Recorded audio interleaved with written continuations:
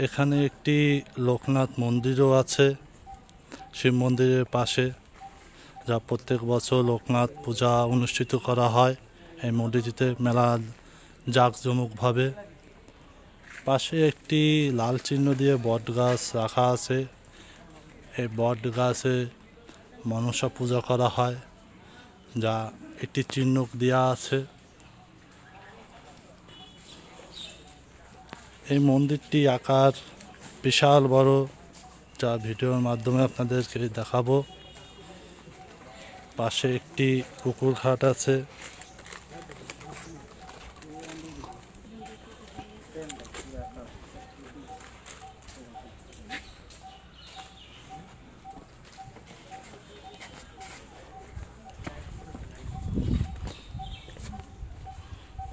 আমরা শিব মন্দিরে প্রবেশ করলাম।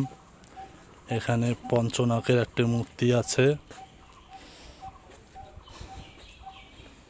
যা শিব মন্দিরের সাথে শিবলিঙ্গ, শিব মূর্তি, রাধাকৃষ্ণ মূর্তি সব একসাথে জড়িত একটি মন্দির গঠিত।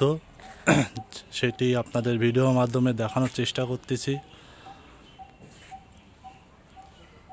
আর এটি হচ্ছে শিব মন্দির, যা স্থাপিত 1027 সনে, যা কারুকার্যে অসম্ভবীয় ডিজাইন, যা মুগ্ধকর একটি পরিবেশ।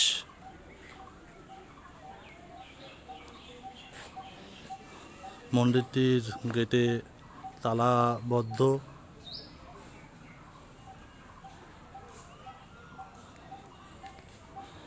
আমরা মন্দিরটির চারপাশ একটু ঘুরিয়ে দেখানোর চেষ্টা করব আপনাদের।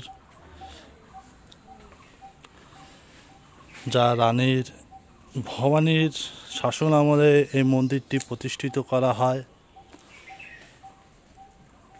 যা মুঘল আমলে মুর্শিদাবাদ থেকে মিস্ত্রি নিয়ে এসে মন্দিরটি তৈরি করে রানী ভবানী। পাশে হনুমানজির মূর্তি আছে,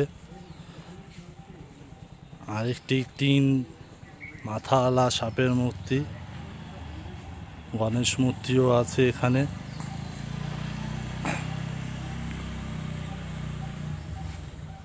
আশা করা যায় ভিডিওটি আপনারা না টেনে সম্পূর্ণ দেখবেন। লাইক শেয়ারের মাধ্যমে আপনাদের মন্তব্য জানাবেন।